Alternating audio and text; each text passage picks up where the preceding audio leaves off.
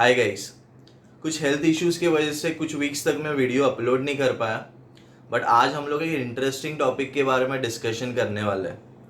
Video के name से तो आपको समझा हम लोग किस बारे में बात करने वाले हैं। Is time travel possible? Time travel करना पॉसिबल है या नहीं? मतलब ये ऐसा एक टॉपिक है ना कि हमेशा कभी तो हम लोग ऐसा सोचते हैं कि काश हम लोग टाइम ट्रैवल कर पाए, काश हम लोग फ्यूचर में चले जाए और देखें कि हम लोग के साथ क्या होने वाला है, पहले हम लोग समझ जाए। या फिर पास्ट में अगर जा पाए तो कितना इंटरेस्टिंग होगा, अमेजिंग होगा। कुछ मोमेंट जो है वो हम लोग फिर से जी सकते हैं या कुछ गलतियां हम लोग सुधार सकते हैं। तो ये बहुत ही इंटरेस्टिंग होगा अगर ऐसा हुआ तो। बट सच में टाइम ट्रैवल पॉसिबल है क्या? कुछ लोग सोचते हैं कि ये टोटली इम्पॉसिबल है। तो आज हम लोग सारे फैक्ट्स के बारे में डिस्कस करने वाले, स्टार्ट टू एंड सब कुछ क्लियर करेंगे। ये थियरी फेमस हुआ जब भी आइंस्टाइन ने थियरी ऑफ रिलेटिविटी दिया। मैंने इस पे एक वीडियो भी बनाया है, अगर आपने वो वीडियो नहीं देखा है तो आप आई बटन पे क्लिक करके वो चेक कर सकते हैं।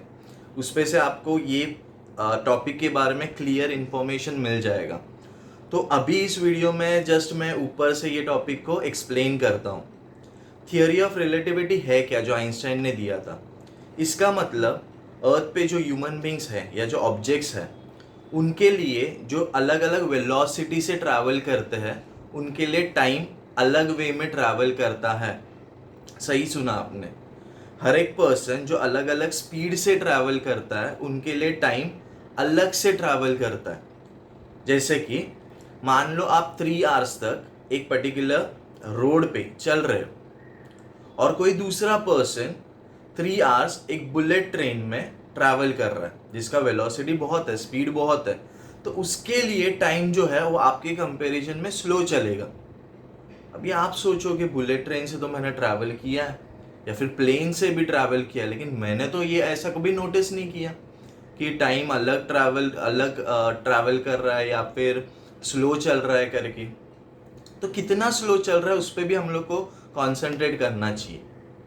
जो पर्सन वो बुलेट ट्रेन से ट्रैवल कर रहा है, उसके लिए टाइम आपके कंपैरिजन में 1 सेकेंड को 10,000 टू 1 लाख टाइम्स डिवाइड करेंगे।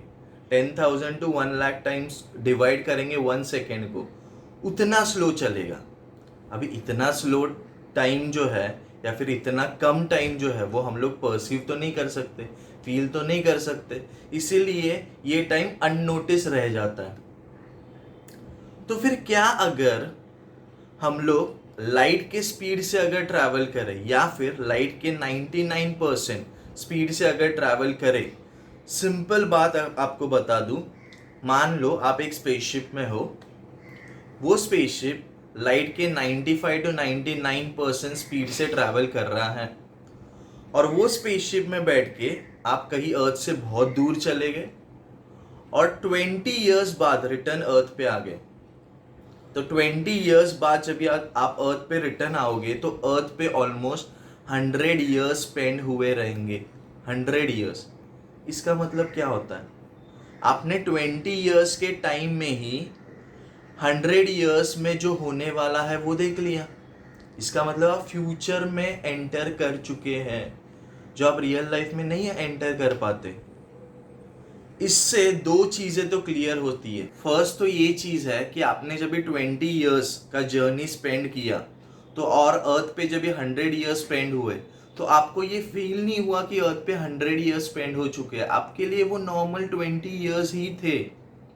सेकेंड और सबसे इंपॉर्टेंट चीज, फ्यूचर में ट्रैवल करना मतलब जो मूवीज में वगैरह दिखाते हैं कि फ्यूचर में हम लोग एंटर कर चुके हैं और हम लोग चीजें चेंज कर सकते हैं या फिर हम लोग को पहले ही पता चल जाएगा कि हमारे साथ क्या होने वाला है। तो वैसे टाइम ट्रैवल नहीं है रियल में कुछ और है। आप चीजें चेंज नहीं कर सकते, जैसे मैंने ये थियरी ऑफ रिलेटिविटी के पॉइंट ऑफ व्यू से बताया।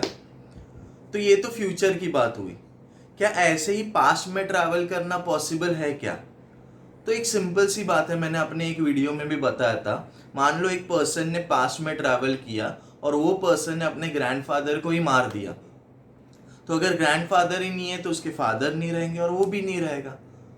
तो ये सारा जो चीज़ है वो पूरी तरह से डिस्टर्ब हो जाएगा। तो ये लॉ के पूरी तरह से अगेंस्ट है। और थियोरी ऑफ रिलेटिविटी जो है वो पास्ट के बारे में कुछ नहीं बताता।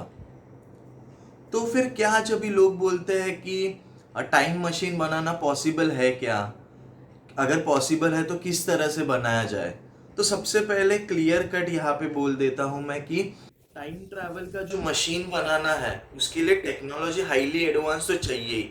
अभी हमें पता नहीं टेक्नोलॉजी इतना एडवांस हमारे पास है या नहीं, डेफिनेटली करंट सिचुएशन के हिसाब से तो है ही नहीं।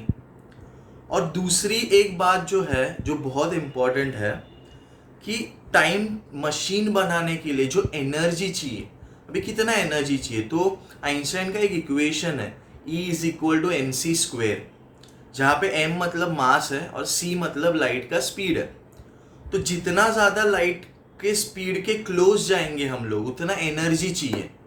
तो टाइम मशीन बनाने के लिए फ्यूचर या पास्ट के लिए पॉसिबल है या नहीं वो तो आइडिया ही नहीं है, लेकिन थियोरी ऑफ रिलेटिविटी के हिसाब से अगर ऐसा स्पेसशिप बनाना है, जैसे मैंने वीडियो के स्टार्टिंग में बोला कि जो स्पेसशिप 95 to 99% लाइट के स्पीड से ट्रैवल करेगा, ऐसा स्पेसशिप बनाने के लिए जो एनर्जी चाहिए, तो कितना एनर्जी चाहिए। अर्थ में जितने टाइप्स ऑफ एनर्जी हैं, जितने फॉर्म्स ऑफ एनर्जी है, tidal energy, wind energy, solar energy, electrical energy, सारे एनर्जी को कंबाइन अगर किया एक साथ तो भी वो एनर्जी इनसफिशिएंट रहेगा।